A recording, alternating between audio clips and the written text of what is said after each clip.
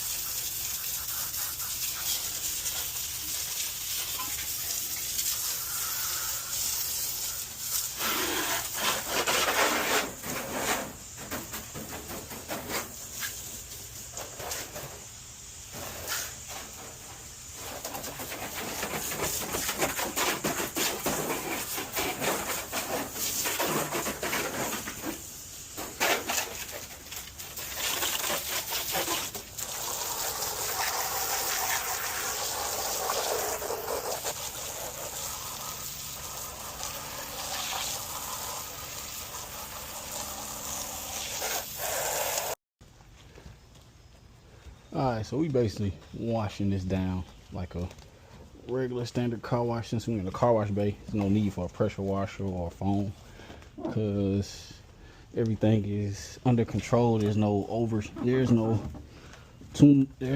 how can I put this? There's not a lot of sunlight beaming down on the car, so we don't need to foam it and hurry and wash it.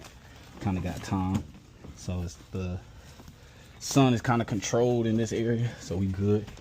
And then I don't know, you just take your time washing it. Go wash around, then you're gonna wash up the top. Call it a day. Y'all done with this vehicle.